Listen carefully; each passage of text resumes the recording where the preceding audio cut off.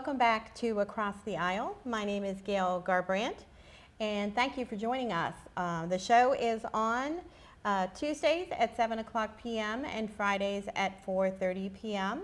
If you can't catch us live on television too, you can find us at WJERTV2.com under Community Programs, and you can also find us on YouTube.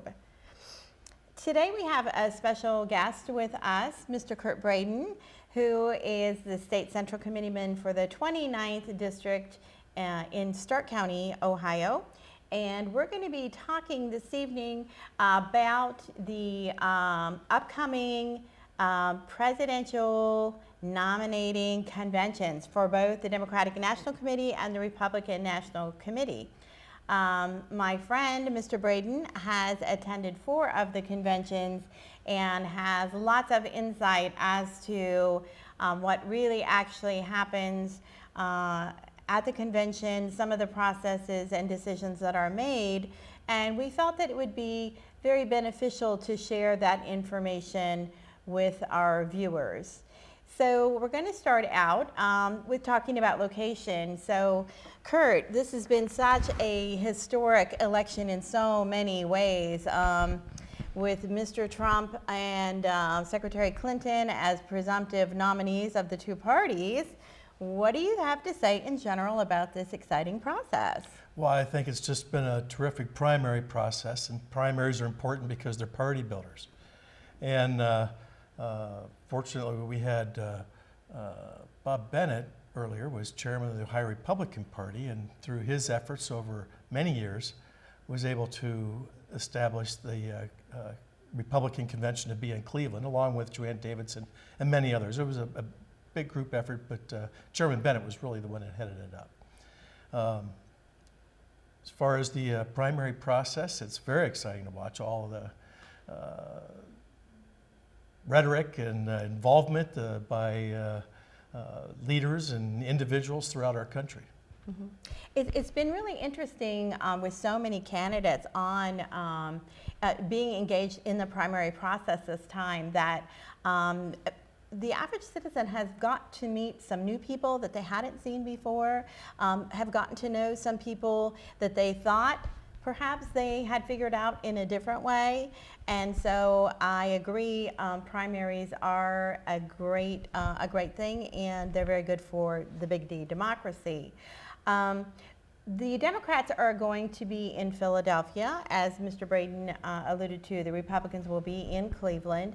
Both conventions are the last weekend in July, so they're coming up. And there is a site selection committee that actually looks at bids from the cities, and correct me if I'm wrong, it's much the same process as a city would bid on hosting the Olympic Games. Now the only difference is in charge of security at both national conventions is the United States Secret Service, and they do have some help from local law enforcement, but they have a list of considerations that the prospective cities also have to meet. There is a hotel bed requirement because both parties have convention hotels. Right. Is that correct? You need a venue size that can accommodate all the delegates and guests that are attending the event. You're looking for the ability to garner sponsors to pay for the event, because it doesn't come out of campaigns, fundraising. It's individuals and corporations that pay to sponsor them. And many corporations sponsor both events. It's very typical. For instance, Microsoft typically supplies equipment to both parties. AT&T's there for communications. It just goes on and on and on. It's a huge operation. Yeah, and can the restaurants stand up to the impact of all the traffic coming in and out? Because we're talking, potentially 40,000, 50,000 people showing up.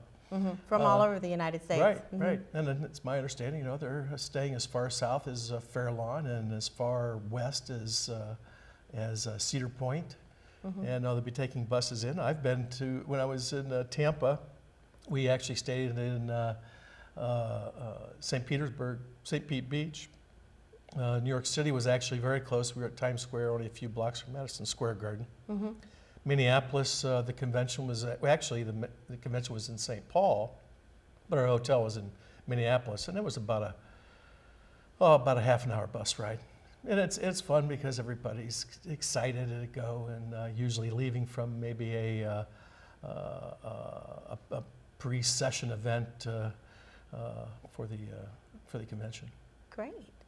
Well, I do know some people had asked why the convention was being held a little bit earlier this year than 4 years ago, and we were able to determine that the reason for that was because the Summer Olympics in Rio actually start the first week in August. So there's only so much airtime, and so both the Democratic National Committee and the Republican National Committee didn't want to have that anniversary date of 4 years ago because they knew they wanted to have as much media coverage as possible. Well, sure, and then you also have the All-Star Game coming up, and so happily, we're all happy that we're very excited that the Cavs made it to the playoffs, and that kind of delayed the stage building process at the Quicken Loans. But there's a lot of planning that goes involved, a lot of scheduling. You know, which baseball team is a baseball team in town? Is just a whole host of. It's a lot going on. Yeah, lots added up. Well, stay tuned. We'll be right back with more about the Democratic National Convention, the Republicans meeting in Cleveland in our own Buckeye State in the last weekend in July.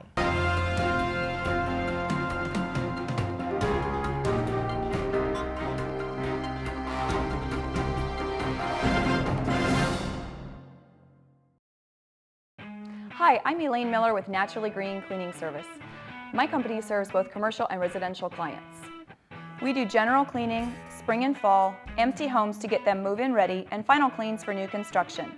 We use eco-friendly cleaning products that leave your home or office fresh, clean, and safe for you, your family, pets, or coworkers.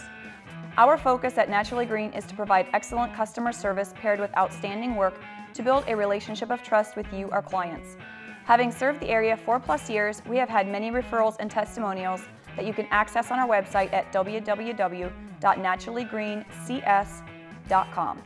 Our work sells itself, therefore we have never had any contracts even with our largest commercial accounts. Call us today for your free quote and see what makes our company stand out.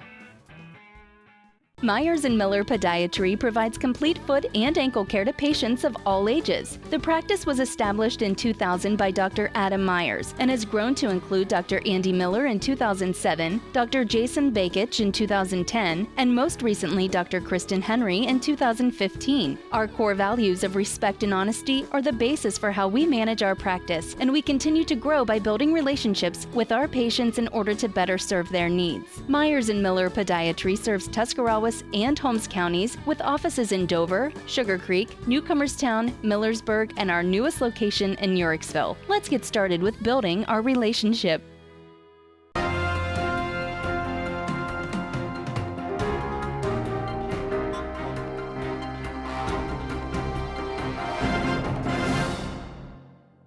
Welcome back to Across the Aisle. My name is Gail Garbrandt, and with me is a very special guest, Mr. Kurt Braden, who is the Republican State Central Committeeman from the 29th District in Stark County, Ohio. We've been discussing the national conventions for the Republicans and Democrats, which are coming up the last weekend in July. And what do you have to do to be a delegate on the Republican side? Well, it's a petition process, and various presidential campaigns will look for volunteers to be delegates and alternate delegates. Typically, you're looking for people that have strong grassroots capabilities, have been involved, maybe been elected before, maybe they're fundraisers, maybe a whole host of talent. You're looking for a wide spectrum, and you've got it's by congressional district, and it changes from presidential election to presidential election, whether there's 2 men and 1 woman or 2 women and 1 man. Okay, so it's very specific. Now, Yeah. does the public vote on delegates on the ballot, or do they fill out a form and then go to a caucus? How does that work? Well, the petitions are filled out, and then the nominating petitions are filled out, filed. Then on the ballot, it says nomination delegate for. It doesn't actually have your name. It has the candidate's name. Okay. And, It's a little bit different on the Democratic side. is it? Yes, it is. On the Democratic side, if you want to be a delegate for a candidate for President of the United States, you actually fill out an application form, which goes to your state party. And then there are a series of caucuses that are held by congressional district. If you want to be a delegate, you have to attend the caucus closest to your congressional district, and then you are elected at that caucus. Well, Democrats have many more delegates than We do. Republicans. I think almost twice as many. Well, and I just attended a Ohio Democratic Party Executive Committee meeting in May at a state park in southwestern Ohio, and got to actually witness Chairman David Pepper appointing the alternative delegates, and then the 4 permanent members of the DNC, which serve for 4 years. So that was a fascinating process for me. Then, of course, as you know, people like, and some people don't like, the fact that the Democrats have what we call superdelegates. Right. And the superdelegates are elected officials. They came into being back in 1972 during the McGovern campaign when George McGovern ran for president. And a lot of people feel, I don't really know exactly why, but a lot of people say the reason that superdelegates were created was so that the party could exercise some discipline and control over who became actually the nominee. Well, the Republican Party has superdelegates, but they're really just states. They're the national committeemen from each state, also the county chairman, or the state chairman. And so there's a man and a woman as far as the RNC representatives, and then the chairman. So for those of you who don't know, it's actually at the convention where the delegates are involved in the nomination process. And Right. how exciting is that? And Well, Kurt has been one of those people. Yes, I've been a delegate a few times, and I was also on the credentials committee. One of the prime things you're looking for is, where can our state be seated? Can we be right in front of the podium so everybody sees us all the time? And so that's kind of exciting when you get down in the front like that. And the delegates and the alternate delegates are all seated together. And you'll see someone's going to nominate the different candidates for president. And then after all the nominations are cleared, they'll conduct a vote alphabetically by state. And it's always great triumph and celebration when everybody stands around the pole that designates your state and watches the person, and typically it's the governor or the leader of the highest Republican in the state, announces how the votes are cast for which candidate. And it's a big cheer comes up from the delegation, and it's kind of like which delegation can cheer the loudest for their vote casting. And so we'll see that votes are cast on Tuesday. Will be cast Tuesday. That's exciting. And I know that's always such a great feeling to be part of that and to be so proud that you're an American and you're a part of the process. Oh, it's exciting. It's just a big shot in the arm if you're big on politics. I'll tell you, when you leave the convention, you're pretty Pumped up? Yeah, you want to go door to door for about a week. Oh my goodness, no, that is pretty pumped up. Well, stay tuned and we'll be back for more Across the Aisle with our guest, Kurt Braden.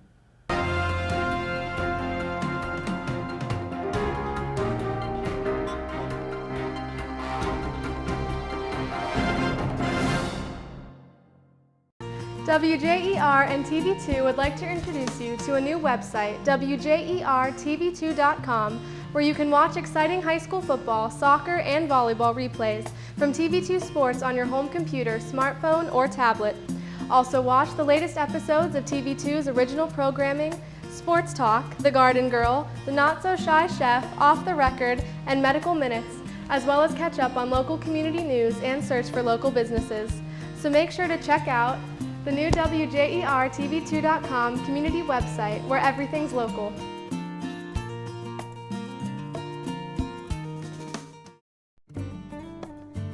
Hi, this is Heather, the Garden Girl, and I am so excited to be able to announce to you guys, the viewers, that I have now opened the Garden Girl shop. Well, where are you going to find me at? It's real easy.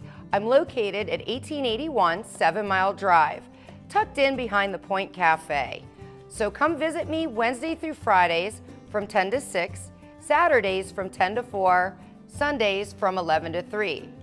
However, if you see the big garage door up, that means I'm here and you are always more than welcome to stop in. Also, don't forget my priority is educating you guys, so stay tuned for all my make and take workshops where you can come in, learn, get your hands dirty, and head home with your very own projects. Can't wait to see you.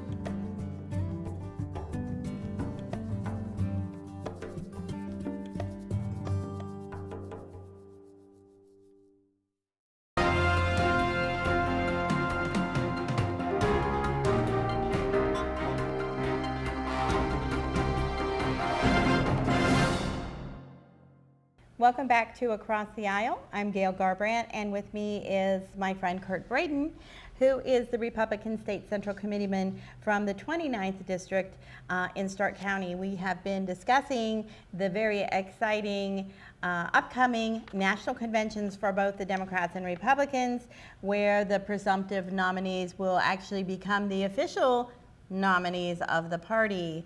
We've talked a little bit about delegates and delegate selection and how you can become a delegate. Let's just talk a little bit, Kurt, about what actually happens on that convention floor. Well, it's a great press of humanity there. It's quite controlled. You're issued credentials, and your credentials dictate where you can, whether you can just get in and have general seating, or whether you get access to the floor, or whether you can get backstage or suites, or a whole host of different type of locations. So, say you're a delegate or an alternate delegate, and you have credentials to get on the floor. So you go to the floor and you have seats that typically are assigned. And then there's somebody from the state that's in charge of making sure everybody's in their seats when they're supposed to be in their seats at 7 p.m. when it goes on the air. And then sometimes there's a great push to fill the aisles. And if you're not in your seat, you may not get to your seat. And you have to hope that you have a glass of water to get through the 4 hours that you're going to be sitting in your seat. And a great cheer goes up, and it's usually quite warm on the floor. You wouldn't think it being the lowest place in the building, but yeah, it's warm and it's exciting. But the 4 hours just goes by in just a click. It's just a very, very fast process. Wow. And the camaraderie that you build. You know, you might have Tampa, Michigan was right behind Ohio. No, it was right in front of Ohio because Romney was delegate. But there was a truce between Michigan and Ohio, and we actually developed some camaraderie there that was good. Similar things happen in the committees. There's a number of committees. There's policy and there's a lot going on, credentials sure. and rules and Platform. Yep. And you see, the conventioners, the delegates, and the delegates that are voting are actually the ones that vote on the rules of how the convention will be run. And the committees are meeting to decide that right now, what the policy is going to be, what the rules will be for nominating and technical details like that. And it's 2 from each state and U.S. territory, so there's 112. And you develop some pretty good camaraderie there. It's usually alphabetical where you're sitting, and you'd be surprised just those few hours that you actually spend with somebody from another state that you end up staying in touch. and maybe run into them at another event throughout the week.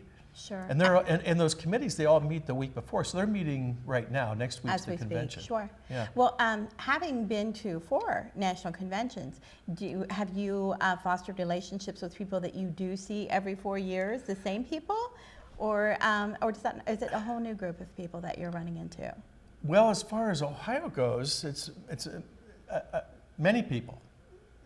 They fall off and you get new ones, but the new ones you've probably gotten to know over the last 3 or 4 years too. Depends on how active you are with the party, but you get new people, and it's great to have new people. It's great, it's fun, you know. Sure. A super networking event. Yeah, super network. So what other kinds of things happen at the convention? We know that a lot of elected officials have a chance to make speeches. We know a lot of people actually thought that the reason that Senator Bernie Sanders held out for so long was because he was trying to bargain for things he wanted to happen at the convention, not only with the platform committee, but what order he would be able to garner in terms of his speaking. Well, that's what's going on with the Rules Committee and policy, and that's what they're working on. And I just heard Donald Trump on the radio, and he was talking about his issues that were adopted, and he was very happy that some of his issues were adopted.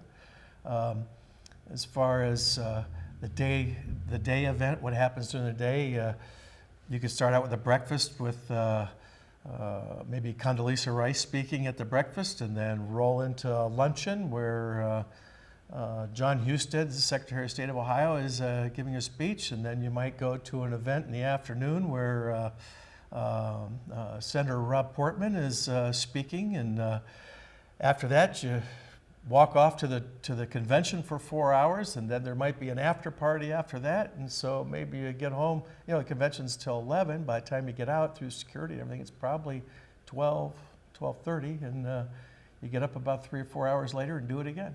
So what about meals while you're on the convention floor for 4 hours at a time?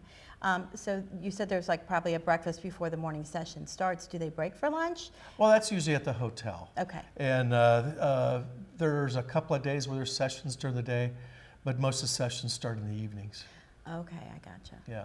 Most of the events I talked about are off-site of the actual convention.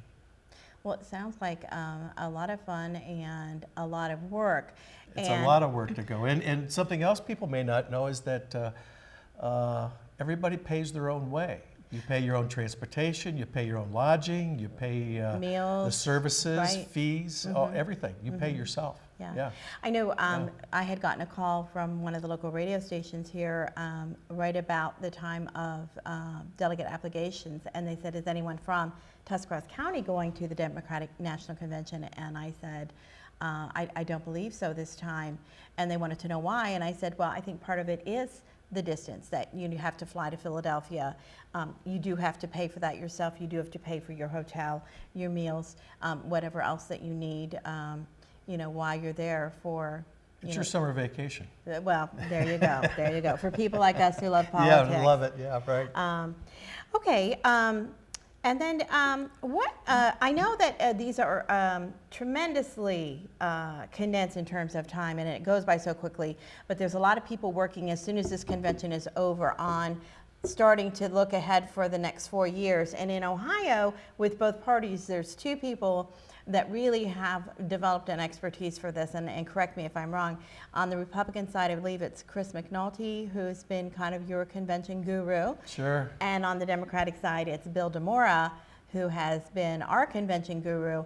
And anytime that I'm approached and have questions about what happens at the convention or what's a procedure or process, that's my go-to person, because they've kind of developed this expertise, and we're very, very fortunate, both parties, to have that person who stayed on board and has over time learned the nuts and bolts and kind of made it their own. Chris being a native Ohioan, Northern Ohioan, he's from Lorain, and he was past political director and executive director of the Ohio Republican Party. He also worked for the RNC,